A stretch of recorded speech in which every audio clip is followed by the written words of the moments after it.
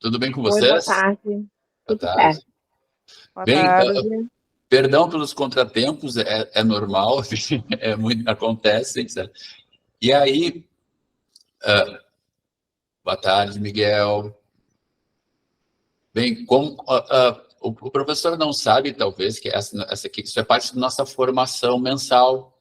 Nós temos aqui uma escola de formação e que Perfeito. essa é a nossa formação do mês e contamos com a sua generosidade, professor. Muito obrigado por... Eu que agradeço pelo convite. Fico muito honrado sempre de poder conversar com os meus colegas.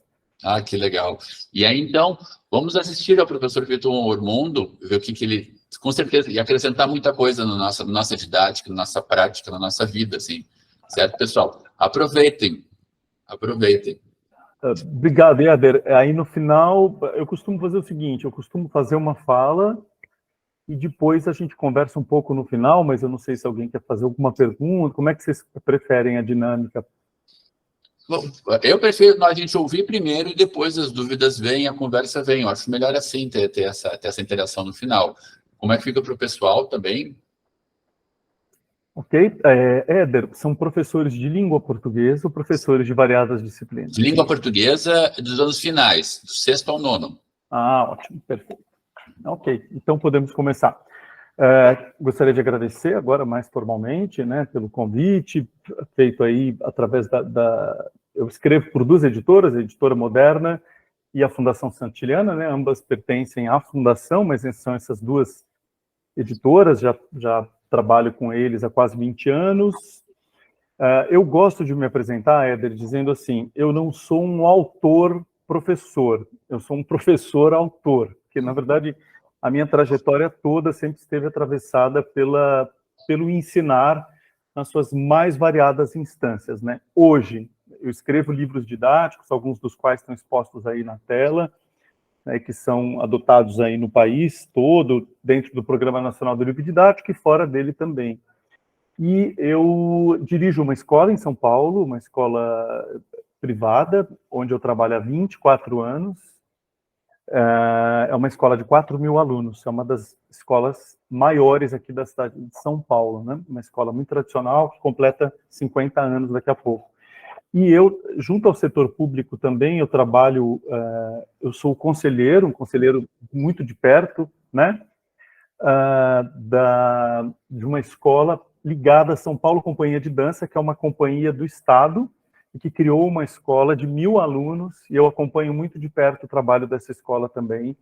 É um dos trabalhos que me dão mais prazer hoje, e o meu trabalho como professor aqui dentro dessa escola, e por várias escolas aí pelo Brasil, por onde eu vou passando. Então, enfim, eu gosto de me apresentar assim, vocês estão vendo que o meu nome está junto com o nome da Cristiane Siniscal, que, né, eu faço questão que apareça o nome dessas duas pessoas, porque a Cris é minha parceira nesse livro, e esses livros que nós publicamos aí, são muitos livros, quase 20 livros, eles não existiriam sem nossa parceria. É impossível escrever um livro didático sozinho, tá bem?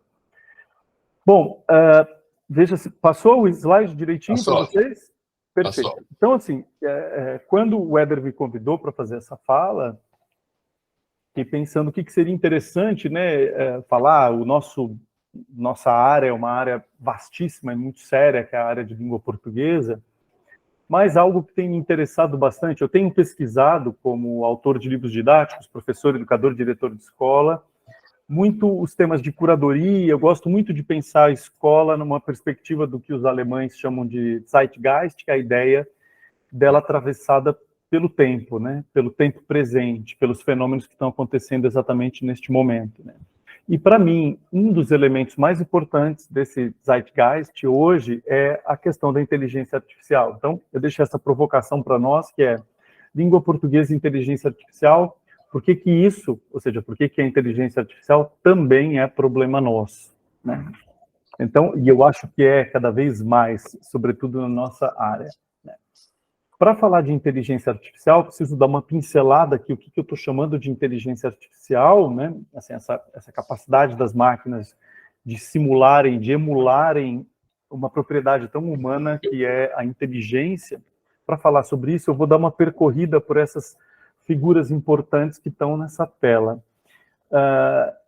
Esse rapaz, esse homem que está aí acima, né, é o Thomas Friedman. O Friedman é um jornalista dos Estados Unidos que escreve para o jornal The New York Times, é um homem que escreve sobre temas da contemporaneidade. Eu gosto muito de ler as coisas do Friedman, porque ele sempre está falando sobre algo que está acontecendo no aqui e no agora.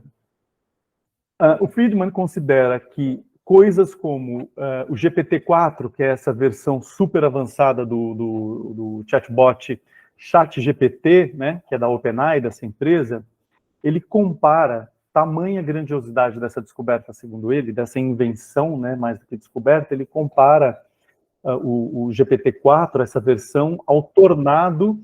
Vocês estão lembrados do Mágico de Oz, né, que um tornado tira a Dorothy e o Totó, o cachorro dela, de Kansas e lança essa menina por uma jornada lá na Terra de Oz. Então ele compara o ChatGPT a uma espécie de tornado, né? Então não há como não nos atingir na educação. Ele vai falar, né, o Thomas Friedman, que nós vivemos hoje a idade da aceleração, em que várias coisas muito ruins acontecem, mas várias coisas muito boas também, entre elas a própria amplificação do saber e uma certa democratização desse saber.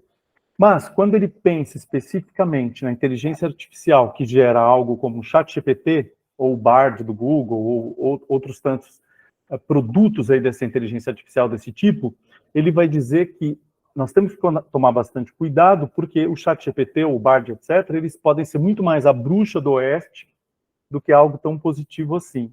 E aí ele vai fazer uma provocação, ele vai dizer o seguinte: os governos até hoje, né, com coisas perigosíssimas, por exemplo, a questão da energia nuclear, sempre teve muito na mão dos governos para elas regularem isso. E por que a inteligência artificial está na mão de empresas privadas? É a primeira pergunta que o Friedman faz num artigo famoso que ele escreveu. Já que são, segundo ele, forças devastadoras e grandiosas, né, tanto a energia nuclear quanto a inteligência artificial, por que a inteligência artificial está na mão das empresas privadas e só a energia nuclear está na mão dos governos? Daí ele achar que deve haver uma regulamentação dessa inteligência artificial em algo que ele chama, né, de coalizões complexas adaptativas. Ele diz que em cima da mesa, né, nessa mesa aí de regulamentação do ChatGPT e de outras inteligências artificiais ligadas à linguagem, devem existir governos conversando com empresas privadas, conversando com empreendedores sociais, com educadores, que somos nós, com filósofos, psicólogos, psicanalistas, para ver de que forma a gente pode regulamentar isso sem que isso se transforme em censura, né? Isso é o que o Friedman fala. Esse que está abaixo dele, vocês devem conhecer bem, que é o Harari, o Yuval Harari, que é um historiador israelense muito controverso, ele é adorado por alguns, odiado por outros, é um best-seller, que escreve aí livros vendidos no planeta inteiro, traduzido para inúmeros idiomas. O Harari é um dos mais alarmistas quando ele pensa em inteligência artificial. Ele vai dizer o seguinte: se em relação às indústrias farmacêuticas existe a necessidade de testes de segurança antes dos produtos farmacêuticos serem lançados, por que coisas como ChatGPT não são submetidas a testes antes de chegar na nossa mão? O Harari vai dizer que, na verdade, quem está testando o ChatGPT é a gente, mas ele é tão perigoso quanto testar um remédio diretamente no consumidor final, por uma razão. E talvez o Harari esteja certo nesse aspecto, na minha opinião. Ele vai dizer: esses sistemas novos, como o ChatGPT, eles simplesmente passam a emular, a simular a linguagem. Ele vai dizer, se eles emulam a linguagem, nós temos aí, na verdade, máquinas que passam a dominar o sistema operacional da cultura. Então, Harari vai nos lembrar que a linguagem é responsável pela criação de tudo, né? A linguagem nos faz criar a arte, a linguagem nos faz criar a ciência, o direito, a linguagem nos faz criar os mitos, a literatura, o próprio amor, né? O Lacan vai dizer, né, de uma forma muito interessante, o continuador do Freud, que nós nos instauramos, nos colocamos no mundo através da linguagem. E aí, o que o Harari vai dizer? Por que é tão complicado pensar no ChatGPT? Que emula uma linguagem. Ele vai dizer que quando a linguagem passa a ser criada pela inteligência artificial, quando ela se apodera da linguagem, inteligência artificial, ela se apodera daquilo que o Harari chama de chave mestra da civilização, né? Nesse sentido, ele vai dizer que filmes como Exterminador do Futuro, Matrix, etc., né, que sempre criam distopias ligadas à inteligência artificial, às máquinas, não fazem o menor sentido, porque não vai haver um tiro, uma guerra em relação à inteligência artificial, porque basta ela dominar a linguagem. Como a linguagem forja, como a linguagem cria um mundo, a gente acaba aí se submetendo a um sistema que vai criar o mundo, que tem a capacidade de criar o mundo. E ele vai dar um exemplo que eu acho muito legal. Ele vai dizer o seguinte: a gente já lida do nosso cotidiano com a inteligência artificial, por exemplo, num modelo primitivo, ele chama assim, que são as redes sociais. Ele vai dizer, as redes sociais são o primeiro contato que nós tivemos com a inteligência artificial, né? Mais cotidiano, né? Que está aqui portátil na nossa mão. É isso que ele quer dizer. Aí ele vai dizer que só que a inteligência artificial usada nas redes sociais, ela é usada apenas para curadoria, né? Uma curadoria de um conteúdo que nós, usuários, criamos. Isso é muito interessante de se pensar, né, gente? Por isso que ele chama de modelo primitivo de inteligência artificial, porque quem cria, quem faz, de fato, o conteúdo das redes sociais somos nós. O que essa rede social faz é uma curadoria. E é claro que os algoritmos vão fazendo seleções aí do que a gente pode ver, do que a gente não pode ver, etc., como usuário. Mas ele vai dizer que na batalha entre nós e as redes sociais, nós perdemos a batalha. E é verdade, né, gente? Quando a gente pensa no que viraram as redes sociais. Aí ele vai dizer que os chatbots, por exemplo, com esse modelo avançado aí que se tem, né, os chatbots, eles vão criar modelos de linguagem. Então, eles são muito mais complexos e muito mais perigosos que as redes sociais. E aí ele termina dizendo, num artigo bonito, ele vai dizer que a inteligência artificial, ela pode nos oferecer presentes deslumbrantes, mas ela pode também invadir as fundações da nossa própria sociedade, uma vez que ela passa a dominar a linguagem. Esse cara que está aqui, gente, à direita, né, à minha direita, é o Miguel Nicoleles, é um neurocientista da Universidade de Duke, ele é brasileiro, e ele é uma referência aí no estudo da interface entre o cérebro e a máquina, né?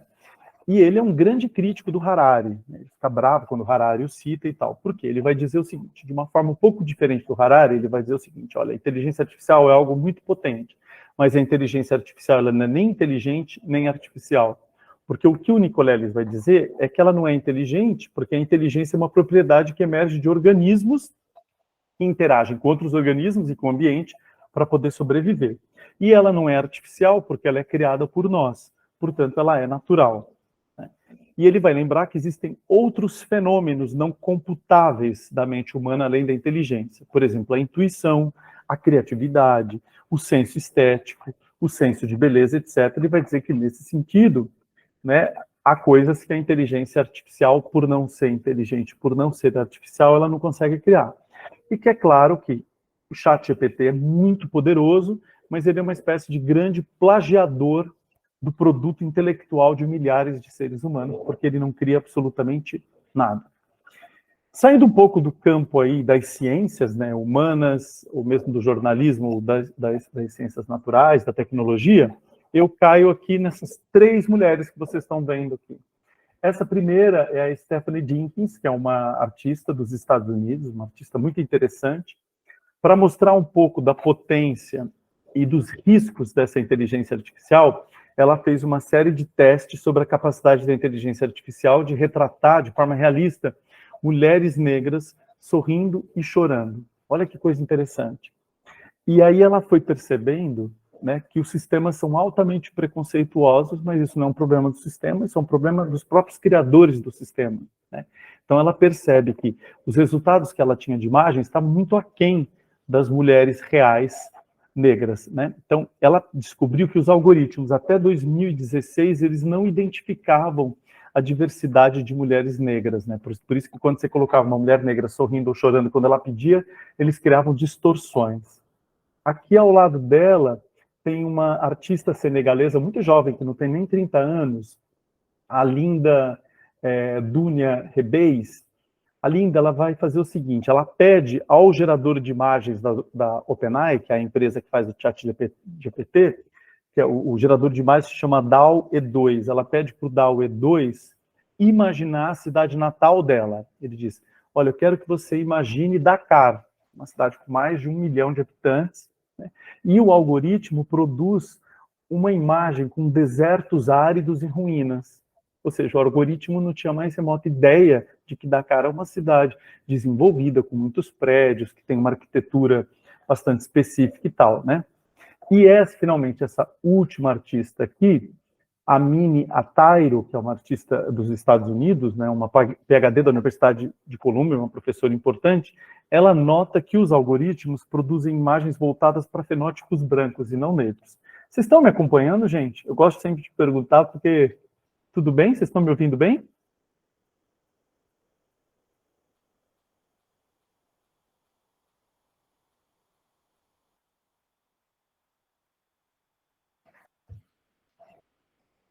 Vocês me ouvem? Sim, ouvimos. Ah, perfeito. Alguns professores estão dizendo que está um pouco baixa a sua voz, não sei, mas aqui eu estou ouvindo bem. Melhora bem se eu faço assim? Sim, eu estou te ouvindo super bem, André. Vocês me ouvem Não, bem? mas tá bom. Para mim está bom aqui. Não sei quanto aos demais, assim, pessoal. Se vocês puderem só me falar se vocês estão me ouvindo bem? Sim? Ó, a Ana Paula falou do som. Sim, eu ouço bem. Ah, perfeito. Obrigado, gente. Então, posso prosseguir? Pode. Beleza, obrigado. Bom, gente, só para vocês terem noção, deixa eu mostrar aqui para vocês que isso é muito interessante. Peraí. Isso aqui foi quando essa artista pediu para a máquina retratar uma mulher negra chorando. Essa é a imagem que ela produziu. Olha que interessante. Aqui outras imagens, mulheres negras sorrindo. Olha olha o resultado disso. Uma exposição que foi feita nos Estados Unidos, muito interessante, mostrando o que está por trás disso também, né? Aqui, veja aqui, os referenciais de mulheres negras, né, super restritos para aquilo que a inteligência abastece. E aqui é muito interessante, né? A artista pediu para gerar uma imagem que houvesse 2 irmãs gêmeas negras, uma das quais com cabelo louro. Imediatamente ela clareia a pele de uma das irmãs assim que ela insere o cabelo louro, o que mostra que tem uma diversidade pequena de informações dentro do próprio sistema. Por que eu estou falando tudo isso para vocês? Porque eu quero chegar aqui, né? Eu queria que a gente saísse do mesmo lugar. Vou trabalhar com vocês agora um anúncio com alguns percursos possíveis de aprendizagem em língua portuguesa, mas poderia ser em arte, poderia ser, enfim, em outras áreas, em outra disciplina dentro da área de linguagem, né? Eu vou apresentar daqui a pouco, o Éder vai me ajudar, acho que até eu consigo fazer isso, Éder, mas eu vou mostrar aqui para vocês, gente, um anúncio, e eu gostaria que vocês prestassem atenção nesse anúncio. Esse anúncio foi visualizado até 2 meses por 33 milhões de pessoas no YouTube, tá bem? Eu queria que, certamente, vocês já devem ter visto esse anúncio por aí, né? Eu quero que vocês me digam depois, né, pensando aí, quem são as personagens principais do anúncio, que canção serve de trilha sonora para esse anúncio, qual que é o produto que está sendo vendido nesse anúncio, e como as personagens, a canção e as imagens se articulam para gerar o efeito desejado. Deixa eu ver se eu consigo colocar. Dá para ver? Tudo bem? Perfeito. Posso soltar? Pode soltar. Perfeito. Não está acontecendo. Desculpa, professor. Deixa eu ver aqui. Não está? Tem que sair dessa, tirar essa apresentação e começar a outra no YouTube. Espera aí, interromper o compartilhamento, só um minuto. Você quer passar, que você tem o link, e aí eu posso. Está aqui ela. Perfeito, muito obrigado.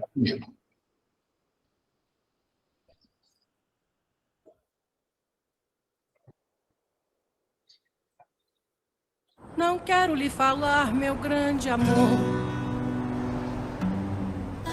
das coisas que aprendi nos discos. Quero lhe contar como eu vivi e tudo o que aconteceu comigo. Viver é melhor que sonhar. Eu sei que o amor é uma coisa boa, mas também sei que qualquer canto é menor do que a vida de qualquer pessoa. Você me pergunta pela minha paixão, digo que estou encantada como uma nova invenção. Eu sei de tudo na ferida viva do meu coração.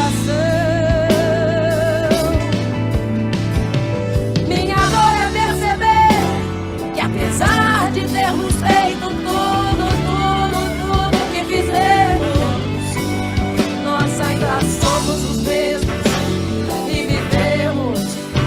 Ainda somos os mesmos e vivemos como os nossos pais.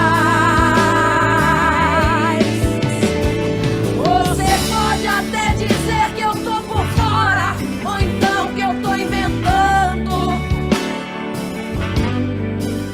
mas é você que ama o passado e que não vê.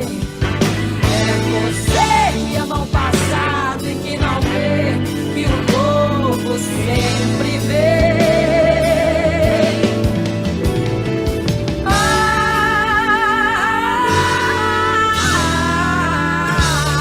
Volkswagen 70 anos. Sucesso que passa de geração em geração. Pode compartilhar a sua, professor.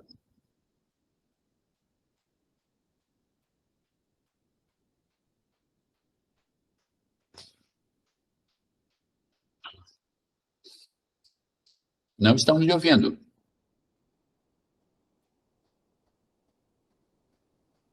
Pronto? Ah, pronto. Ok, muito obrigado. Por que eu trouxe esse anúncio? Esse anúncio, como eu disse, ele foi um sucesso absoluto. Então, são 33 milhões aí, gente, de visualizações no YouTube, com 98,5% de menções positivas. Quer dizer, isso não é pouca coisa, né? E não, esse anúncio não foi feito para vender esse carro, tá? Porque a Volkswagen criou poucos exemplares desse carro, mais para comemorar os 70 anos, né? Isso que eu queria que vocês tivessem olhado era pensando bem, quando a gente pensa em inteligência artificial, né, de que forma a gente pode trabalhar isso na sala de aula, porque ela está muito presente dentro dos nossos universos. Vocês devem ter percebido que existem 3 planos aí nesse anúncio. Um dos planos é a Kombi hoje, representada pela Maria Rita. O outro plano é a Kombi nos anos de 1970, representada pela Elis Regina. E um outro plano são essas cenas familiares ligadas a carros da Volkswagen, né? Vocês estão vendo bem aqui esses 2 carros representando aí algo muito importante. As personagens que aparecem aí nesse anúncio. A Maria Rita nasceu em 1977 em São Paulo. Ela tem hoje 45 anos. A Maria Rita é filha da Elis Regina, né? Uma figura que vocês especialmente conhecem bem, uma das cantoras, das intérpretes mais importantes de todos os tempos. A Elis nasceu em 45, Porto Alegre, no Rio Grande do Sul, e ela morreu aos 36 anos, em 1982. E até hoje ela é essa figura fortíssima, né? E muito importante para a história da nossa cultura. Então são essas 2 personagens que são as protagonistas aí desse anúncio. Bom, essas 2 personagens, elas estão aí junto com outras 2 personagens, que são o João Marcelo Boscoli e o Pedro Mariano, que juntos formam essa tríade aí de filhos da Elis Regina. Aí você tá vendo uma foto da Elis Regina na casa que ela mais gostava, na Cantareira, que é aqui em São Paulo, aqui pertinho, inclusive, de onde eu trabalho. Tá certo? Então, essas 2 figuras emblemáticas. Não seriam grandes questões, né? Não haveria grandes questões se a Maria Rita não tivesse se transformado também numa cantora como a mãe, não tivesse sido tão comparada a essa mãe. Você sabe que a Maria Rita fugiu o que ela podia desse destino, foi estudar nos Estados Unidos e tal, depois volta como uma cantora com uma voz impressionantemente parecida com a voz da Elis Regina, que foi se distanciando, né, em termos das escolhas musicais que ela acabou fazendo. Quando a gente olha para esse vídeo em que você tem essas 2 cantoras aí, a gente não pode deixar de ouvir, de pensar na própria ideia de que a gente está trabalhando uma letra de canção, esse gênero que é muito importante, né, e bastante forte dentro aqui do Brasil, do cancioneiro brasileiro, a ideia da canção mesmo, da música com letra. Quando a gente pensa nessa canção, numa das canções mais famosas da Elis, né, Como Nossos Pais, a Elis Regina, a gente sabe, ela não era uma compositora, ela era uma intérprete, né, e que gostava de lançar, inclusive, compositores bastante novos. Foi o que ela fez aí no ano de 1976, quando no disco Falso Brilhante, que é o 10º álbum dela, e o mais vendido, né, um dos mais importantes daquela década, quando ela pede para cantar uma música do Belchior, que até então não era muito conhecida. Essa música é Como Nossos Pais, que acabou imortalizada na voz da Elis, e até bem pouco tempo, era uma espécie de sacrilégio você cantar Como Nossos Pais, já que a Elis havia feito isso com tanta competência, né? Aqui tem as duas figuras, né, a Elis e o Belchior. Então a Elis gostava muito de trabalhar com compositores conceituados, mas também de lançar esses compositores novos, no caso, o próprio Belchior. Belchior interromper, mas considerando também um contexto histórico vivido naquele período, não é? Década de 70. Claro, claro, sem dúvida, professora. Quer dizer, não é do nada que ela escolhe o Belchior, né? Ela escolhe o Belchior com uma intenção política bastante clara, como você tá aí bem trazendo, né? E a figura do Belchior, ela é citada no vídeo, não sei se vocês viram, no anúncio. Ela aparece estampada numa serigrafia, exatamente essa serigrafia aqui, na camiseta aí de uma das personagens que aparecem no anúncio, né? O Belchior, relembrando, ele é um cantor cearense que nasceu em 46, morreu recentemente, em 2017, aos 70 anos, envolto em vários mistérios e tal. O Belchior é uma figura bastante controversa e interessante da nossa música também. Vale lembrar que o Belchior também gravou essa música no mesmo ano que a Elis, mas cá entre nós a gente sabe que gravar qualquer coisa no mesmo ano que a Elis, cantando a mesma coisa, era um risco grande, né? Em sendo Elis Regina quem ela era. O Belchior também, se a gente for trazer agora para a contemporaneidade, ele acabou bastante falado nos últimos tempos, né? Além do fato dele ter morrido, né? Essa camiseta andou estampando aí essa frase, né? Esse verso e essa serigrafia acabou estampando também a camiseta de muitos jovens, né? Justamente com essa outra música, em que ele disse que ano passado eu morri, mas este ano eu não morro. Quem assistiu aí o Amarelo do Emicida, né, na Netflix, vai se lembrar o grande show que o Emicida faz no Teatro Municipal, né, colocando artistas negros no Teatro Municipal, né, fazendo uma espécie de referência a 22, e o Belchior aparece com muita força, revitalizado aí pelo Emicida, né? Então é uma figura que tem sido bastante falada em documentários, etc, né? Quando a gente pensa na letra da canção, eu coloquei exatamente aqui na tela para vocês, gente, quais são os versos que são cantados e que aparecem nesse anúncio. Então, o anúncio diz o seguinte, só relembrando, porque eu acho que vale a pena a gente voltar para a letra. Não quero lhe falar, o meu grande amor, das coisas que aprendi nos discos. Quero lhe contar como eu vivi e tudo o que aconteceu comigo. Viver é melhor que sonhar, e eu sei que o amor é uma coisa boa. Associadas a esses versos, aparecem essas imagens. Olha que interessante. Então você tem um eu lírico que diz que não quer falar para o grande amor das coisas que aprendeu nos discos. Ele quer falar das coisas vividas, porque viver é sempre melhor que sonhar. Nessa perspectiva, as imagens que aparecem associadas a esses versos no anúncio, vale a pena a gente olhar para elas, são sempre imagens positivas, né? A viagem feita ainda com um mapa analógico, vocês estão lembrados disso, dependendo da idade que vocês têm aqui, né? Coisas como Waze, Google Maps, etc., não existiam, né? Uma mulher amamentando num carro da Volkswagen, o Fusquinha, que é uma espécie de patrimônio sentimental do povo brasileiro, a Brasília Amarela, que depois vai ser relembrada em outra canção, né? Uma moça escovando os dentes, pequenos elementos e fatos do cotidiano muito ligados à ideia de que viver é melhor que sonhar. Depois, o que é cantado, o que aparece nesse anúncio, são esses versos. Mas também sei que qualquer canto é menor do que a vida de qualquer pessoa, né? Canto no sentido do cantar, da arte, né? A vida é sempre maior do que a arte, e canto no sentido mesmo físico, né? Qualquer canto é sempre menor do que a vida, que é sempre grandiosa. E na canção que é executada aí no anúncio da Volkswagen, aparece esse pedaço. Você me pergunta pela minha paixão. Digo que eu estou encantado como uma nova invenção. Eu sei de tudo na ferida viva do meu coração. Dá um salto e aparecem esses 2 versos. Curiosamente, gente, o que aparece associado a esses versos são essas imagens. O velho e o novo, né? Ou seja, a Kombi antiga, aí com a Elis Regina dentro, e a Kombi nova, elétrica, né? Ligada ao contemporâneo, com a filha. Então, a ideia de que eu sei que qualquer canto é menor do que a vida de qualquer pessoa, e você me pergunta pela minha paixão, e digo que estou encantada como uma nova invenção, a nova invenção aparece representada pela Kombi nova.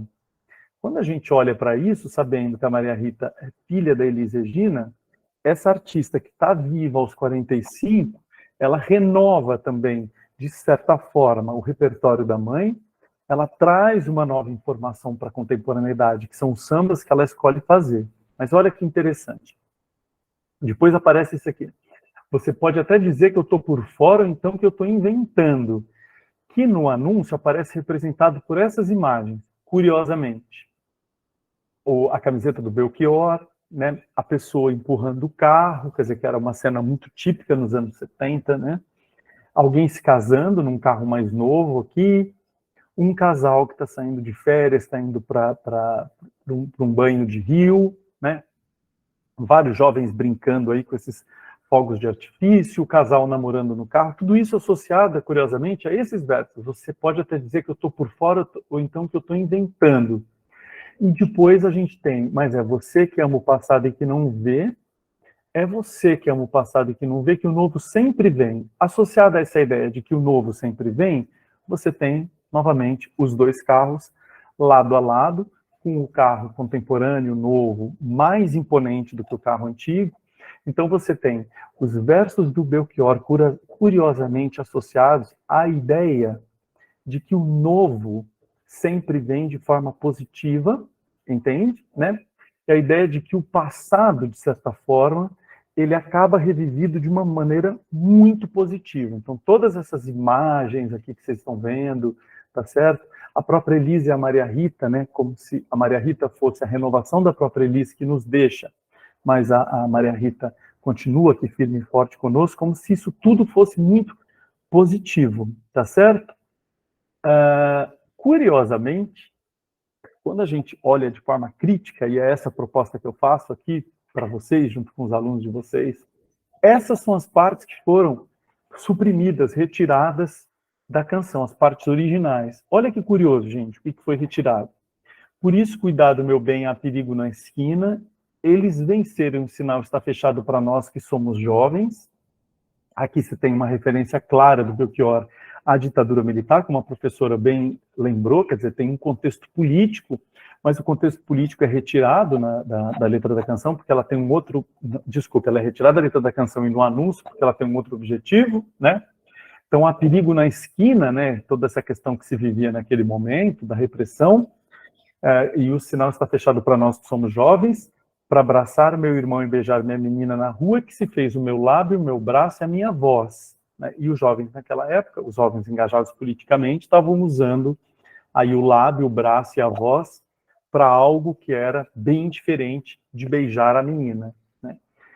Outra parte, eu vou ficar nessa cidade, não vou voltar para o sertão, pois vejo vir vindo no vento o cheiro da nova estação, que ainda era aí um sinal positivo, né? A gente está falando dos anos de 1970, né? Um certo otimismo desse eu lírico aí, desse compositor, né? Nessa ideia de que vai ficar na cidade e não volta para o sertão. E a parte mais melancólica, mais triste da canção foi suprimida, que é essa. Já faz tempo, eu vi você na rua, cabelo ao vento, gente jovem reunida, na parede da memória, esta lembrança é o quadro que dói mais. Essa referência ao cabelo ao vento, gente jovem reunida, aos hips, né, a essa cultura do amor livre, da liberdade, etc. A ideia de que nossos ídolos ainda são os mesmos, e as aparências não enganam, não. Você diz que depois deles não apareceu mais ninguém, era uma referência que o Belchior fazia aos Beatles. E essa parte, especialmente, me interessa bastante, que foi suprimida da canção, que é essa. Hoje eu sei que quem me deu a ideia de uma nova consciência e juventude está em casa, guardado por Deus, contando viu metal, pensando nas coisas práticas da vida. Curiosamente, uma canção que foi feita para ser um grito contra a ditadura militar, né, contra o regime militar instaurado no Brasil a partir de 64, quando é trazida para a contemporaneidade, com a supressão de alguns versos e estrofes, com a inserção daquelas imagens e do jogo entre a Maria Rita, hoje aos 45, e entre a mãe, que morre aos 30 e poucos anos, ela dá uma conotação positiva à ideia de que ser como nossos pais é algo interessante. Na canção original, ser como nossos pais significava uma crítica, uma espécie de envelhecimento, tá certo? Não envelhecimento no sentido da maturidade, mas envelhecimento em relação à ideia que se tem de se lutar pela liberdade, etc. Nesse clipe, nesse anúncio, o ser como nossos pais é muito positivo, uma vez que é mostrada a Maria Rita, né? Ser parecida com a Elis Regina, sua mãe, uma das maiores cantoras do Brasil, não há como não ser algo positivo. Perfeito. Então nós temos aí no anúncio esses dois encontros possíveis, né? Entre essa Kombi, aí dos anos de 1970, e essa Kombi elétrica, moderna, etc. Esse encontro é totalmente possível, a gente acabou de ver. Mas existem, quando a gente está falando de inteligência artificial, alguns encontros que são impossíveis. Um deles é o encontro entre Maria Rita, aos 45, com sua mãe, aos 36 anos. Maria Rita hoje é mais velha do que a mãe dela quando ela faleceu, né? Então, esse encontro só foi possível com elas aí nessa imagem que vocês estão vendo. A Maria Rita pequenininha, que conviveu muito pouco com a mãe, né? Com uma Elis Regina aí, que já com uma série de questões e tal, que a levaram, infelizmente, à morte. Esse encontro só é possível do ponto de vista tecnológico. Vocês sabem que eu até vou contar para vocês uma coisa interessante. Quando eu assisti, né, eu tenho 49 anos, me lembro muito de Como Nossos Pais, que é uma canção que a minha mãe ouvia muito quando eu era criança. E quando eu vi esse anúncio, né, algo que me chamou a atenção, e eu pensei imediatamente, vocês verem como a tecnologia ela é interessante, pode ser revolucionária, né? Eu falei, nossa, eu não sabia que a Elis Regina havia feito um videoclipe na época em que ela aparecia numa Kombi, né, com essa blusa azul, cantando Como Nossos Pais. Eu não me dei conta de que, na verdade, a Elis Regina nunca havia feito esse anúncio. Quem fez esse anúncio foi a Maria Rita. Então, esse anúncio só foi possível com esse formato, com esse encontro, que, na verdade, nunca existiu, graças à inteligência artificial. Então, voltamos àquela inteligência artificial comentada ali pelo Thomas Friedman, pelo Yuval Harari, né? Pelo Nicolelis, enfim, voltamos, e pelas artistas que eu mostrei para vocês. Esse encontro só foi possível porque essa atriz Ana Rios, uma atriz carioca de 33 anos, portanto com uma idade parecida com a idade da Elis, quando ela morre, quando ela vem a morrer, a Ana Rios é que dirige essa Kombi com essa roupa que vocês estão vendo aí, né?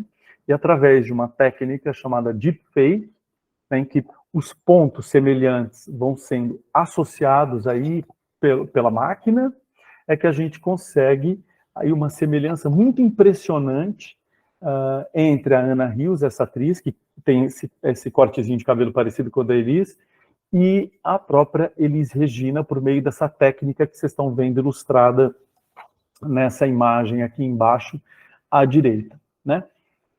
Até aí, né, gente, nós poderíamos pensar que isso é interessantíssimo, mas eu acho que isso dá uma discussão incrível na sala de aula, que é uma pergunta que é importante a gente fazer, né? Será que Elis Regina, se estivesse viva, acharia interessante participar de um anúncio? A Volkswagen, como vocês sabem, porque isso é público, ela assumiu, aliás, talvez tenha sido a única empresa privada que assumiu ter tido, a Rede Globo também assumiu, ter tido uma participação importante na ditadura militar, a favor da ditadura militar no Brasil.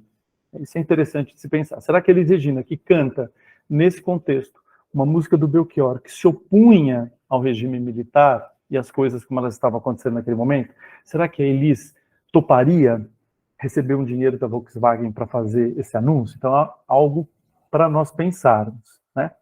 Quando a gente pensa em deepfake, e nós estamos falando aqui de inteligência artificial, né? Me vem à cabeça isso, né? O Conselho Nacional de Autorregulamentação Publicitária, o CONAR, entrou com 2 ações contra o anúncio, por propaganda enganosa, né, por dizer que deveria ter sido avisado que a Elis Regina, de fato, nunca fez esse anúncio, e por uma coisa curiosa, por dizer que as duas personagens estão praticando uma direção perigosa quando elas não estão olhando para frente, elas estão olhando para o lado, uma para a outra, né, que é uma das partes mais comoventes ali do anúncio. A pergunta que eu faria a vocês, e a pergunta que eu faria aos alunos, faço aos alunos, é essa, que eu acho muito interessante, pensar nessa geração de nativos digitais. Eu li um texto recentemente de um especialista americano nisso, ele vai dizer que, na verdade, nós não temos nativos digitais, nós temos inocentes digitais, porque eles são tão ingênuos no uso de muitas coisas que a gente, de fato, precisa educá-los para esse novo mundo, né? Então, eu perguntaria para os alunos, você autorizaria o uso irrestrito da sua imagem? E por quanto tempo? Já fiz essa pergunta para alguns alunos meus, e a esmagadora maioria, né, eu diria que 99%, né, eles dizem que não, que jamais eles autorizariam o uso irrestrito da imagem deles, sobretudo por qualquer tempo, né, a ponto de ser usada uma imagem como essa da Elis Regina por um anúncio. E aí eu pergunto para eles, vocês estão no TikTok, por exemplo? E grande parte deles levanta a mão dizendo que sim. Eu entro no TikTok e leio isso para eles, né? Aliás, gente, não precisa ser TikTok, né? Todo mundo que está aqui de alguma forma gosta de se divertir com essas possibilidades da inteligência artificial de, em segundos, nos envelhecer, ou nos rejuvenescer, ou mostrar versões nossas bebês, etc., né? Mas a gente não pode esquecer que quando está fazendo esse tipo de coisa, a gente está aceitando isso aqui, que está no contrato do TikTok, tá, gente? Quando você aceita estar no TikTok, e isso não é só no TikTok, né? Todos aqueles aceites que nós vamos dando para tudo, você está aceitando isso aqui, ó. Podemos coletar informações sobre as imagens e os áudios que fazem parte do seu conteúdo do usuário, como a identificação dos objetos e cenários que aparecem, a existência e localização dentro de uma imagem de características e atributos faciais e corporais, a natureza do áudio, e o texto das palavras faladas no seu conteúdo do usuário. Ou seja, quando a gente pergunta isso aqui, se esse adolescente autorizaria o uso da imagem, e o adulto, eu diria para vocês que eles já estão autorizando, portanto, algo parecido com isso que foi feito aí no anúncio da Elis Regina, poderia ser feito sobre a maior parte de nós que aceita essas condições contratuais quando topa participar aí dessas redes sociais. Isso é muito importante. Já se disse, né, gente, que produto que uma rede social vende, né? Talvez nós sejamos o próprio produto da rede social, já se disse isso também, tá certo?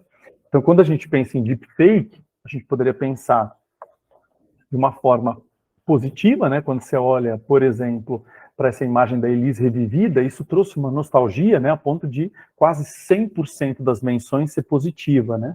Mas a gente poderia pensar também no deepfake sendo usado de forma bastante leviana. Por exemplo, nessa imagem, nesse vídeo em que aparecia o Donald Trump sendo preso. Isso nunca aconteceu dessa forma por vários policiais. Ou, por exemplo, o presidente da República fazendo um anúncio de paçoquinha, ou o ex-presidente da República dançando de forma constrangedora num vídeo que ele nunca fez. Ou, por exemplo, esse ator que está aqui à esquerda, também, ele já é muito parecido com o Tom Cruise, o ator norte-americano, mas existe um vídeo absolutamente impressionante, que eu recomendo que vocês assistam, em que o Tom Cruise aparece fazendo coisas muito cotidianas, entretanto, não é o Tom Cruise, é esse ator. Então, a grande pergunta que eu acho que a gente precisa fazer hoje nas nossas salas de aula, mais do que nunca, é: eu posso confiar em uma fotografia? Eu posso confiar em um vídeo de verdade? Porque a gente vive uma era em que apareceu o presidente fazendo um anúncio de uma paçoquinha, o ex-presidente dançando, ou um ator falando coisas que ele não falaria da vida privada dele, não são questionadas essas imagens desses vídeos. Mas a chegada ao homem na Lua ainda é questionada, tá certo? Então, é muito importante que a gente trabalhe aí com esses conceitos do que é real, do que não é, na era da desinformação, na era em que é tão necessário fazer checagem. Então, a inteligência artificial, ela entra aí nessa discussão, mas não só. Eu acho que trabalhar com a perspectiva dessa pergunta, nós devemos regular o uso da tecnologia, né? Não é uma pergunta de resposta fácil. Vocês viram que o Thomas Friedman vai dizer que a gente precisa criar uma coalizão em que você tenha vários atores na mesa discutindo isso. Não é só o governo, não é só as empresas privadas, mas filósofos, psicólogos, educadores, etc., aí pensando sobre essa regulação, né? O Brasil já fez várias tentativas dessa regulação até antes da pandemia. Existem alguns países que fazem essa regulação, mas a esmagadora maioria, de fato, essas tecnologias vão sendo usadas indiscriminadamente, aí sem muita medição das consequências, sobretudo com as gerações mais novas, né? E a pergunta, que daria um excelente debate, é como é que a gente pode regular o uso dessa tecnologia sem transformá-la em censura, que também pode ser bastante perigoso em regimes totalitários, né? Aí eu pediria para vocês, se a gente estivesse juntos, né, como peço para os alunos, e que é muito interessante, pediria para eles escreverem um texto de um parágrafo do gênero comentário de internet, que é um gênero que eu tenho gostado bastante de trabalhar com eles, abordando criticamente o anúncio da Volkswagen, que tem Elis Regina e a Maria Rita como protagonistas, né? Então, pediria isso para eles escreverem, assim, 5 minutos depois dessa discussão toda, né? Se é ético, se não é ético. A família da Elis gosta de lembrar que centenas de anunciantes e empresas já procuraram os herdeiros, que são esses 3 filhos, né? A Maria Rita, o João Marcelo e o Pedro, perguntando se eles não podiam usar a voz da Elis para vender algum produto. Eles, me parece, que eles liberaram para 2 ou 3 oportunidades, e essa foi uma delas, né? Já que a Maria Rita gostou muito da ideia de aparecer cantando ao lado da mãe dela uma música como essa, pensando aí num veículo tão amado pelos brasileiros, segundo o que a própria Maria Rita diz como argumento. Então, eu pediria para eles escreverem um parágrafo, pensando no comentário de internet. Depois deles escreverem, e a gente acabou de discutir agora a questão do deepfake, que é muito importante, eu acho que isso tem sido uma das coisas mais sérias, gente. Vocês têm visto por aí, né? O quanto essa tecnologia ela pode ser perigosa, né? Não só quando a gente pensa no copyright, quando a gente pensa aí nos direitos autorais, né? Por exemplo, de pessoas que já morreram e que têm sua voz aí transformada, cantando coisas que elas não cantariam, mas em relação à desinformação, né? Ao risco político que isso pode ter aí dentro da nossa sociedade. Aí os alunos, eu pediria para eles escreverem, e depois eu pediria para eles lerem isso, para ver o que é que eles escreveram. É uma atividade fácil, né, porque é um parágrafo só, mas eu entraria, e aí é aí que eu quero entrar com vocês, no uso de uma coisa chamada ChatGPT ou similares, né? E o que eu fiz? Eu fui até o ChatGPT, né, porque acho que a gente não pode ter medo das tecnologias, a gente precisa conviver com elas, entendê-las e tal. Eu fui até o ChatGPT da OpenAI e eu pedi para o ChatGPT fazer essa produção, essa mesma produção aqui.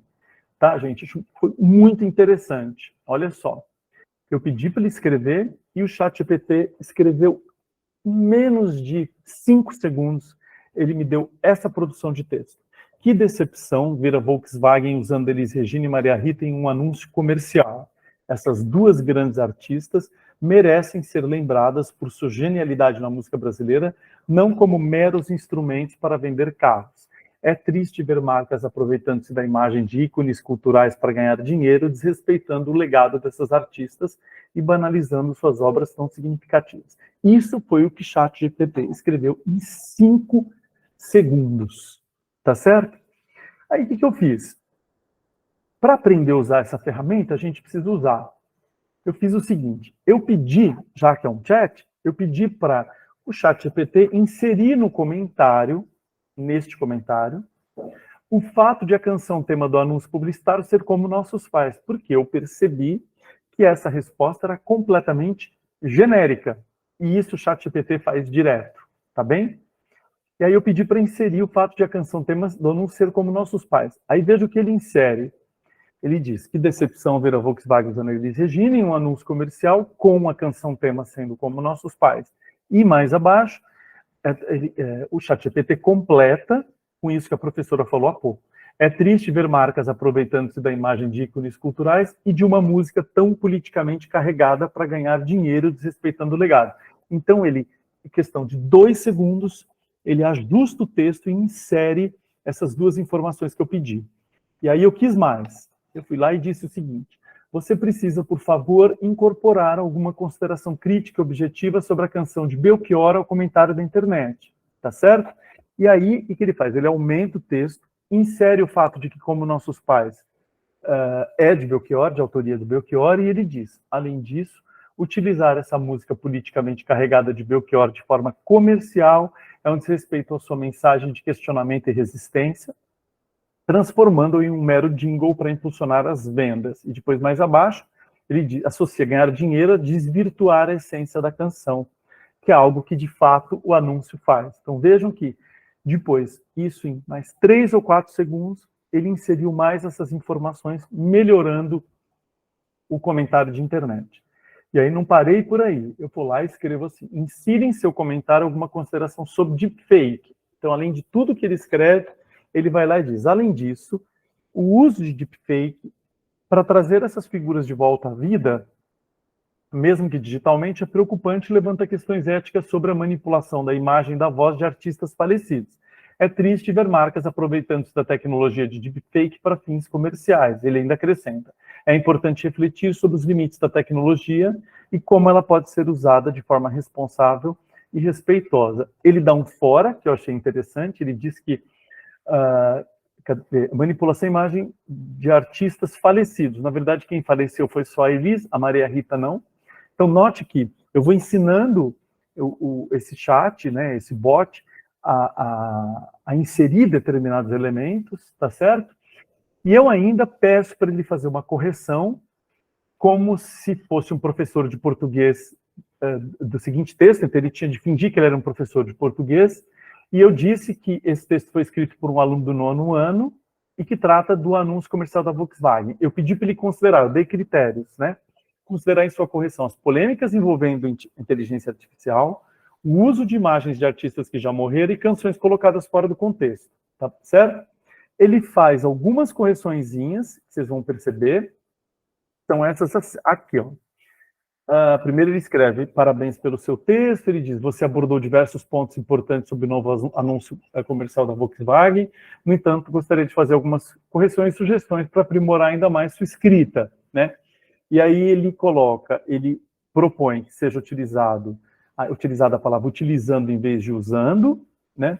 O uso dessa em vez de utilizar essa, e é lamentável observar em vez de triste ver. Aí ele dá algumas dicas adicionais bem genéricas. Ele diz: fique atento ao uso correto da crase e da vírgula, você não sabe onde.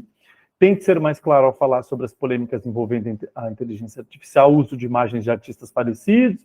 Explore mais detalhadamente como a colocação da canção Como Nossos Pais fora do seu contexto original pode ser problemática.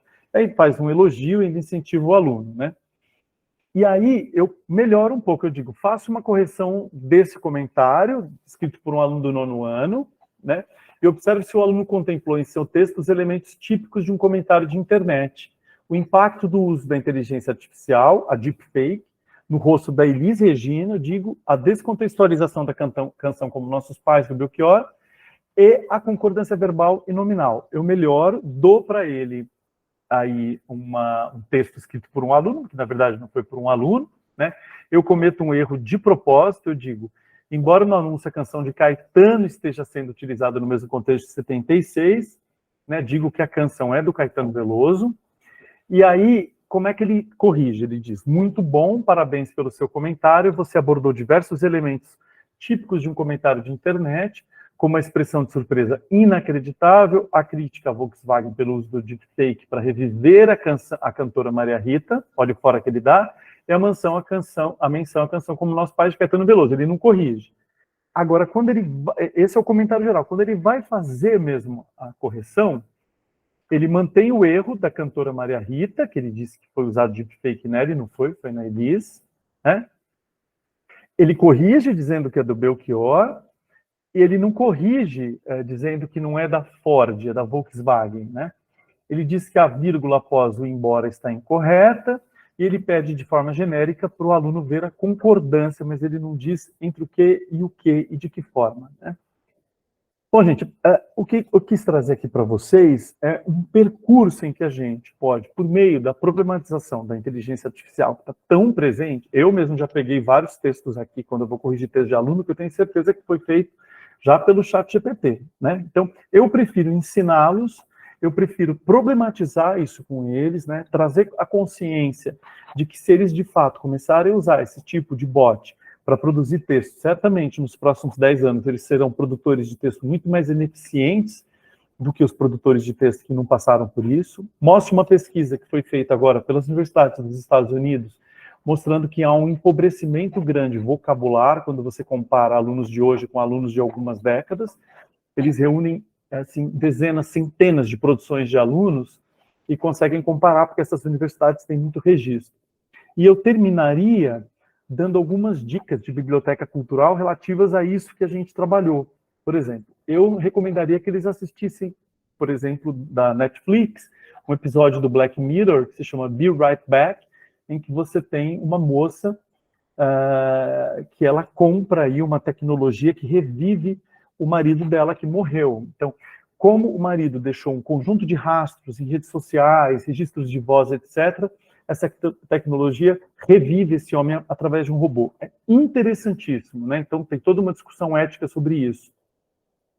Um outro que acabou de surgir da última temporada do Black Mirror é esse Joan is Awful, que é muito interessante, que é a vida de uma mulher vendida, a vida dela é vendida para um canal, e esse canal transforma a vida dela numa série. Então, ela é filmada todo o tempo, como se fosse um Big Brother, só que é uma atriz que interpreta ela, uma coisa muito interessante, né? Eu sugeriria que ouvissem aí canções como desse trio aí, o Terno, é uma canção muito legal deles que se chama 66, né, que fala um pouco sobre a influência da internet na contemporaneidade, nas produções, na originalidade, na criatividade. Recomendaria para vocês, se já não viram, um filme chamado Como Nossos Pais, que trabalha justamente a temática da canção, mas de maneira bem crítica. É um filme da Laís Bodansky, que é uma cineasta muito interessante. E, certamente, né, eu recomendaria o documentário do Belchior, Apenas um Coração Selvagem, que conta um pouco desse artista importante. Né? O filme Elis, que a Andréa Horta revive Elis Regina de uma forma muito interessante. E a Maria Rita em duas fases. A Maria Rita no começo da carreira dela, em que ela vai cantar uma música popular brasileira mais plural, vamos dizer assim, parecido com o que a mãe dela fazia, né?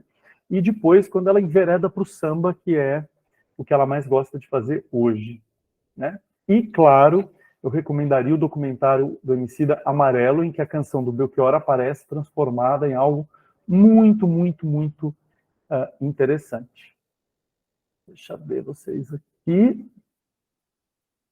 Se vocês quiserem abrir as câmeras, conversar um pouco comigo a respeito, enfim, das sensações, impressões de vocês, do que vocês pensam de uma sequência didática aí nessa direção, acho que seria muito rico para mim e para vocês, eu acredito. Professor, uma coisa, algo que me lembrou bastante, assim, até nessa questão da inteligência artificial, que não faz mais tempo, tem um poema da Angélica Freitas, uma poeta aqui pelotense, que ele é conhecido, Uma Mulher Quer. É poemas feitos com o Google. São maravilhosos, são 3 poemas, assim. Ah, que legal, deixa eu anotar isso. Eu adoro conhecer isso. Inclusive... Qual é a poeta? A Angélica Freitas. Angélica Freitas. O nome é um capítulo, Poemas Feitos com o Google. E um deles é Uma Mulher Quer. E aparece uma mulher quer um marido, uma mulher quer casar. Tem várias sequências. Inclusive, a partir desse poema, isso aqui parece que é muito interessante, porque nos leva a entender um pouco a ação humana. A partir desse poema, a Google refez aquela lista, sabe? Por causa do poema, realmente não tem mais a... Se tu bota uma mulher quer no Google, não aparece mais aquela lista de coisas que uma mulher queria, casar, ser feliz, um marido, várias coisas, graças a esse poema. Eu acho interessante essa ação da arte em cima dessa realidade. E eu achei também, é legal pensar também a realidade que constrói a forma do poema, sabe? É o Google que constrói essa forma do poema. Assim. Me lembrou muito isso, achei muito interessante. Sim, muito interessante. Eu acho, Éder, que a gente não pode fugir disso. Sim. A nossa tendência é essa, porque você já precisa lidar com tantas questões, gente. Se nós fizermos uma lista aqui, nós vamos chorar da quantidade de questões com as quais a gente precisa lidar, para além da língua portuguesa, eu quero dizer, né? A gente tem aí tantas questões relativas à saúde mental agora das crianças e dos adolescentes, né? A questão agora dos atentados às escolas. São tantos temas que acabam nos atravessando que a gente tende a olhar para uma coisa como ChatGPT, esses bots, e não levar isso muito a sério. Eu tenho feito aqui vários testes, sabe, com isso, que eu parei um dia e falei, gente, vamos abrir esse ChatGPT e vamos aprender a usar isso direito, então? De que forma você alimenta isso? Como é que funciona? Né? Como que você... Eu coloquei, um teste que eu fiz, eu perguntei para o ChatGPT que livros que eu escrevi, ele falou que era de matemática. Ele mente. Falei, gente, eu não teria a menor condição, adoraria ter escrito livro de matemática. Sim. Mas teria que ter 2 vidas para estudar tanta coisa. Né? Mas não é interessante? Sim, sim, muito. Então, assim, eu fiz essa sequência, né, um pouco para a gente ver como é que a máquina se comporta. Porque a máquina não está tão abastecida. Como é um chat, você vai abastecendo né, de conteúdos. E quem é que faz a regulação desses conteúdos que estão nessa máquina? Né? Vocês viram aquelas 3 artistas que eu mostrei para vocês? Que coisa... Eu acho aquilo impressionante. Vou contar um outro negócio. A gente fez aqui uma surpresa para o Dia dos Professores, eles não sabem ainda, né? Mas eu fiz o seguinte, eu pedi... a gente contratou um retratista, olha que coisa antiga, e ele fez um retrato mesmo dos professores. Um negócio tão bonito, gente. Um retrato dos professores. Eu falei que era para fazer atualização do RH aqui. Eles reclamaram, xingaram. Falei, gente, vocês estão com umas fotos muito antigas aqui. Vocês entram com 18 anos aqui, estão com 60 e pegam aquela foto sem nem reconhecer mais as pessoas. Mas não era por isso. A gente fez essas fotos e contratou um engenheiro que estava transformando, criando versões infantis desses professores com a cara deles hoje. Então eles vão receber, vai chegar um dia que eles vão chegar, que a gente vai pendurar isso em tudo quanto é lugar, e tem eles, hoje, uma versão deles pequenininhos. Quando eu fui checar os resultados, todos os professores que eram negros, eles foram branqueados pela inteligência artificial. Sim. Os cabelos, por exemplo, crespos, continuavam cabelos enrolados, mas ele tirou o aspecto crespo dos cabelos. Sim. E aqueles professores... Aí depois eu vi aquilo e falei, gente, não, vocês precisam refazer esse negócio. Fiquei desesperado, mandando tudo de volta para ele. Quando voltou, as pessoas passaram a ter uma pele negra, mas elas tinham padrões de um negro dos Estados Unidos. Sim. Não é inacreditável pensar nisso? Claro. Isso é inteligência artificial, né? Como a gente alimenta ou não esses monstros, que podem ser muito interessantes. Sim. Né? O quanto eles podem nos ajudar, né? Mas eu vou dizer para vocês que se a gente não pega esse touro à unha, vai nos atrapalhar muito. Eu fiquei pensando nisso. Pega uma criança que começou a escrever textos mais complexos a partir do 6º ano, aí pensa, 6º, 7º, 8º, 9º ano, acabou o fundamental. Aí tem 1º, 2º, 3º ano. Aí você tem esses anos todos de formação de um leitor, de um produtor de texto, e tira isso. Tira esse trabalho que a gente faz, de escrita, reescrita, e briga, e vai lá, e corrige o texto, etc. Tira e coloca essas crianças e adolescentes todos pedindo para o ChatGPT produzirem os textos deles. O que é que vocês imaginam que vai acontecer com um produtor de texto em qualquer língua daqui 7, 8 anos? Não precisa ser muito criativo, a gente é de português, sabe o que vai acontecer. Eu fico pensando, por exemplo, agora estão se criando muitas narrativas, textos, livros, romances com inteligência artificial. Isso me assusta um pouco, porque a figura do escritor a figura do autor já está um pouco esquecida, né? Sim. Pensar do século XIX até essa figura do autor, até metade, agora ela está esquecida, e eu fico pensando o que vai ser adiante. Essa figura do autor vai existir? Eu fico pensando também, é legal você falar isso. A greve dos roteiristas nos Estados Unidos tem a ver com isso. Tem a ver com isso, porque o que acontece?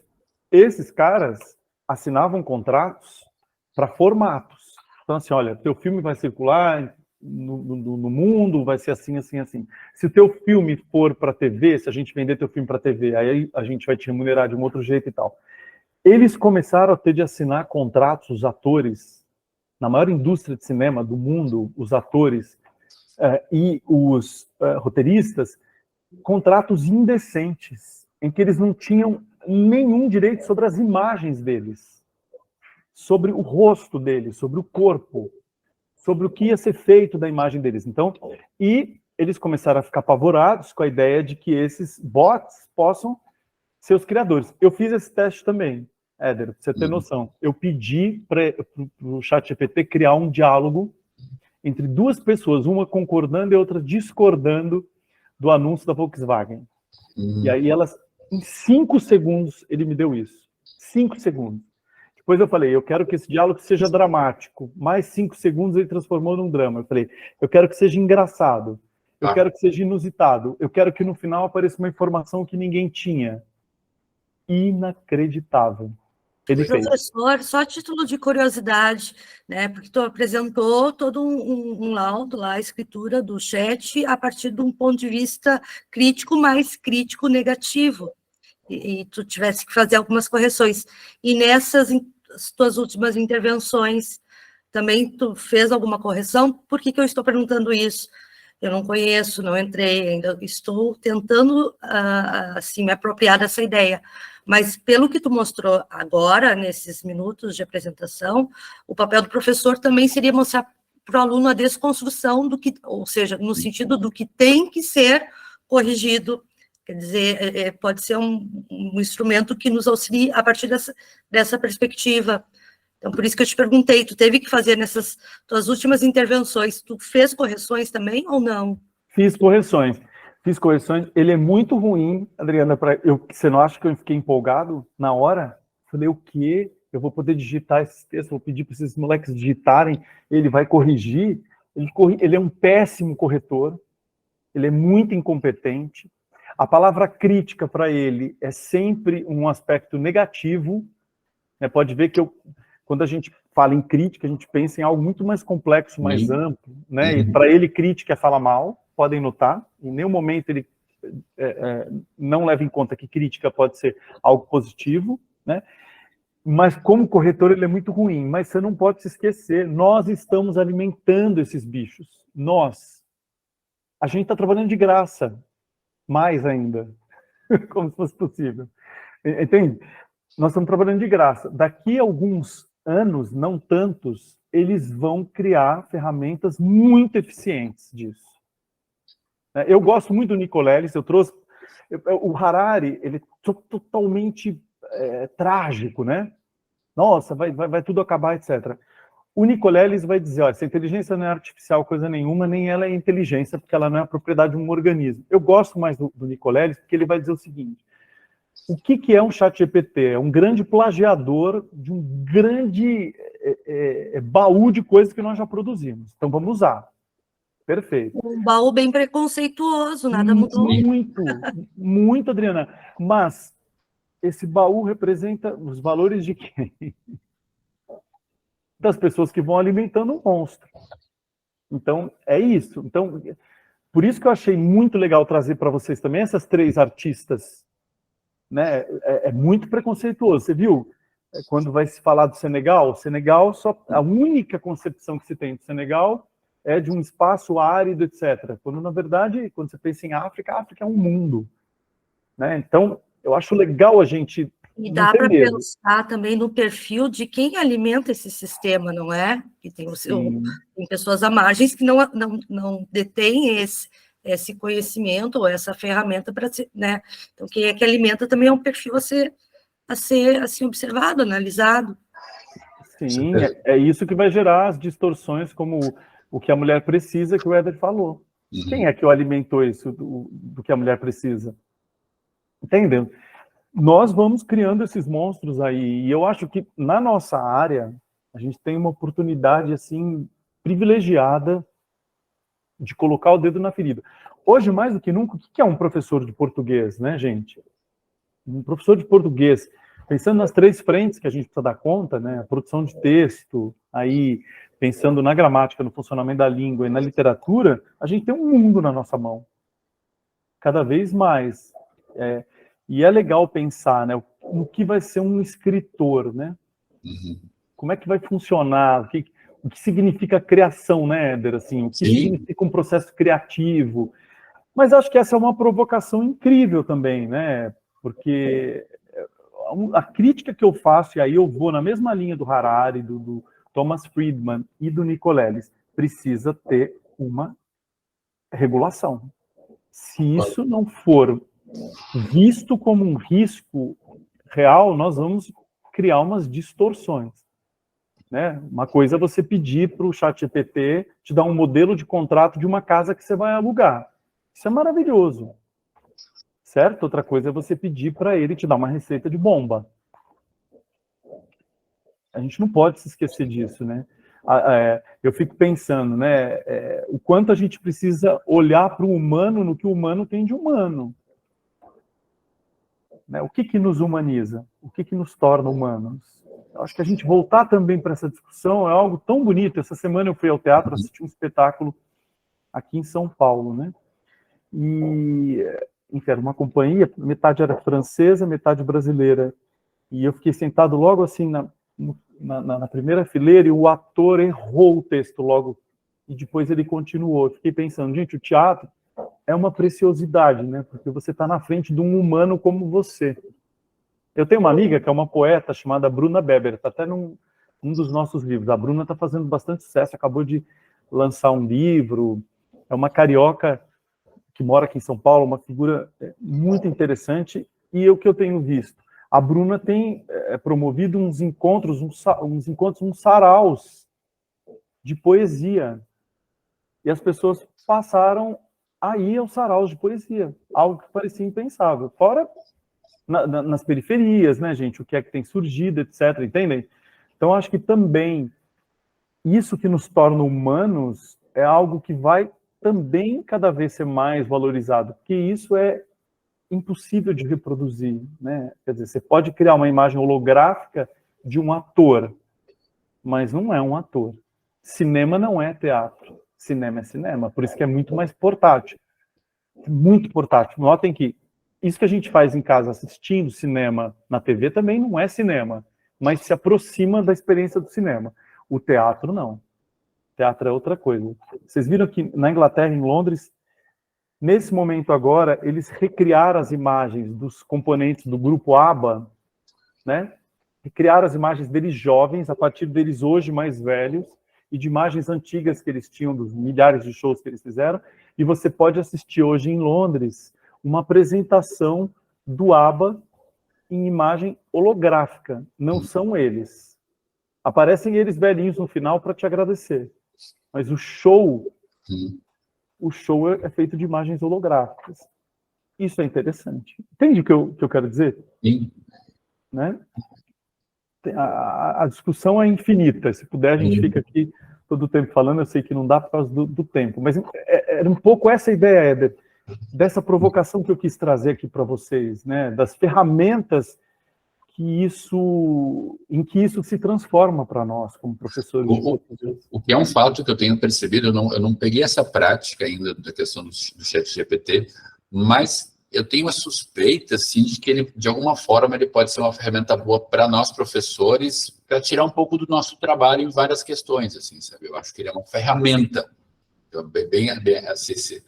E por outro lado, também, essa questão a gente é mediador do mundo, de alguma forma, a gente é mediador do mundo. E dentro dessa ideia de mediação, está aí. E os alunos estão cada vez mais cientes disso daí. Eu não sei se vocês não recebem. Eu já recebi trabalho que eu sei, isso aqui não foi escrito pelo meu aluno. Eu também. Mais de um. Difícil. E isso nos obriga aqui. Engraçado, né, Dero? O que eu tenho feito agora. Tudo que eu quero ter certeza absoluta que são eles que estão fazendo, vem para a classe. Acabou. Sim. Não dá mais. Voltei pro antigo, né? Tem que dizer, gente, ó, então vocês vão fazer isso aqui, vocês vão trazer e vai ser aqui que vocês vão produzir. Exato. Então, o elemento do inédito ali, olha, agora estou passando para vocês essa proposta, vocês estão sendo surpreendidos com essa proposta, eu vou querer ver como é que vocês, criativamente, né, montam esse quebra-cabeça para me entregar esse texto. E isso eu tenho feito. Você falou uma coisa linda, a perspectiva de que a gente é mediador, né, do mundo, e a gente é curador do mundo também. Sim. Hoje, você sabe que eu tenho lido muito, agora, livros de curadoria de museu. Pensando, o que é um currículo? O currículo é, na verdade, uma curadoria. Então, o que eu trago para a sala de aula? E com que critério? Que percurso curatorial eu quero fazer? Estou lendo o que os artistas fazem, porque eu acho que nos inspira, né? Quando você sai um pouco também da nossa área. Por isso que eu gosto de ler sobre ciência, sobre tecnologia. Sim. Porque eu acho que tira e põe de novo a gente de volta para a nossa área, que é tão rica, tão diversa e tão complexa, que é ensinar a língua portuguesa aqui nesse Brasilzão cheio de questões, né? E por outro lado, também dentro da minha experiência que eu tenho agora, insistido mais... Esse ano, no passado, eu insisti muito em produções mais criativas, que eles tinham que produzir canções, E existe uma coisa que parece que o plágio não é um pecado mais tão sério quanto foi. Sabe? O plágio não é mais um pecado tão mortal quanto foi na nossa época, sabe? Em gerações um pouco... Hoje o plágio não dói tanto quanto... Então eu pego vários plágios, assim, como assim? Olha aqui, isso aqui é plágio, explico toda a questão do plágio, mas não dói mais tanto. Né? Não dói, porque a questão do direito autoral, perfeito que você está falando, a questão do direito autoral, ela tem hoje uma dimensão completamente diferente daquilo que é meu. Sim. Né? Eu estava agora... No sábado, a gente fez um passeio aqui para um sítio aqui perto, né, com os alunos, e eles estavam, no final, eles tocam, né? E aí eu estava vendo eles tocarem, e eles faziam uns medleys, assim, com 4, 5 músicas em uma. Falei, será que eles têm noção de que eles estão evocando 4 artistas diferentes? Não, é deles, passa a ser deles. Deepfake, se a gente pensa em deepfake, dá para entender perfeitamente, né? A questão da deepfake. Aquele rosto não é mais da Elis Regina. Como não é da Elis Regina? Sim. Nunca foi tão dela, né? Eu acho que tem alguém perguntando alguma coisa. A Anaí quer falar. Fale, Anaí. Oi, Anaí. Isso, oi. Ai, que achei maravilhoso o que você falou. E, assim, o que a gente está tentando trabalhar na escola? É a questão da paráfrase, que eu acho que é muito significativa. Perfeito. E aí nós estamos com o Descortini, acabei de ver ali os meus alunos, a gente está bem empolgada, enquanto tu estás falando aqui, a gente está olhando o celular, mas por causa disso. Então, essa questão da autoria eu acho que é muito significativa, eu acho que você tocou num ponto-chave, eu acho que ela faz parte da nossa... Eu acho que da nossa dinâmica hoje, enquanto professor de língua, porque é muito isso mesmo, está tudo muito pronto, né? Está tudo ali, os alunos acompanhando eles, compartilhando textos de geografia, de história, e acaba que nós fazemos um trabalho junto com esses professores, e daí o que acontece? Ele cola daqui, copia dali. Não, tu não tens que copiar e colar, tu tens que ler... E dali tu começas a analisar. Isso é um processo longo, lento. Hoje começa, amanhã pega o Chrome de novo, vamos... Essa questão que você acabou de dizer mesmo, né? Do escrever, do reescrever, ali muito forte, né? O Marcos que colocou bastante para a gente, eu acho que ele colocou muito forte isso, eu acho que a gente tem que voltar a analisar isso. demora, é difícil, a escola às vezes não permite, o tempo não permite, mas eu acho que a gente tem que voltar a isso. Vale muito a pena, né, Anaí? Nossa, eu acho Sim. precioso o que você está trazendo, né? Na verdade, é um pouco olhar para as coisas com a perspectiva talvez um pouco mais do artesanal. E eu acho que talvez por isso que talvez os saraus lá da Bruna estejam dando tão certo, porque é um lugar em que as pessoas se reúnem, não é esse formato que nós estamos aqui. Aí todo mundo está numa casa, a Bruna lê os poemas dela, mais 3 poetas que ela convidou leem os poemas e as pessoas estão comendo alguma coisa juntas ali. Parece algo, sabe, quase está ao redor da fogueira, mas eu não vejo outra forma que não seja o artesanal. Também na nossa área, que é o vai, lê, escreve de novo, e aí reescreve, a noção de paráfrase, né, a noção de autoria, olha, isso aqui é do outro, então vamos aspiar, que alguém teve essa ideia que não foi você.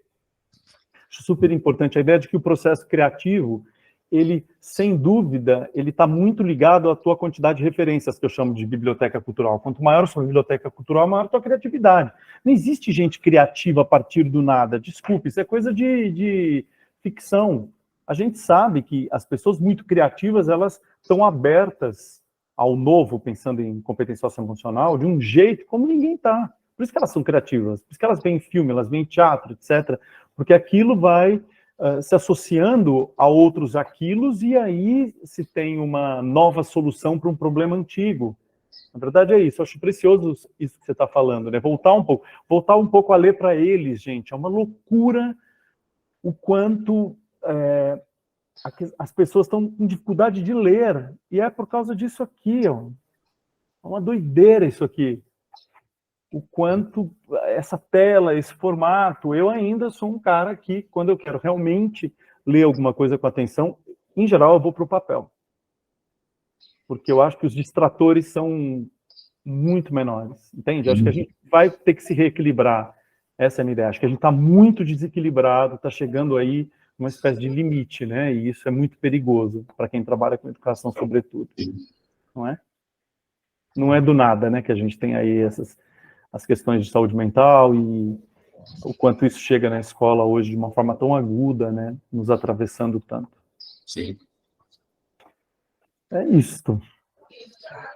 Então tá, pessoal. Assim, foi um prazer. Ormundo, professor, foi um grande prazer. Eu sabia que ia ser ótimo, então, muito obrigado, assim, muito obrigado. Eu queria que quem estiver, se for possível, aparecer que eu quero tirar uma foto nossa. Registrar o momento. Prazer. Quem puder aparecer, pessoal. Depois você muda meu nome e o teu aí para Ana Paula. Pode deixar. Conhecer a Ana Paula, que não... Fala para ela que eu não vou ficar olhando o e-mail dela, não, tá? Tá. Sorriso. Agradeço a presença de todos e agradeço, professor. Rendeu uma tarde muito boa e é um assunto muito necessário assim, para a gente. Assim. Muitíssimo obrigado. Obrigado pela oportunidade de conhecer vocês. E aí, de repente, a gente marca alguma coisa aí para o ano que vem com alguma outra novidade que eu possa trazer. Olha, com certeza. Muito obrigado, professor. Um abração para vocês. Um abração. Tchau, tchau.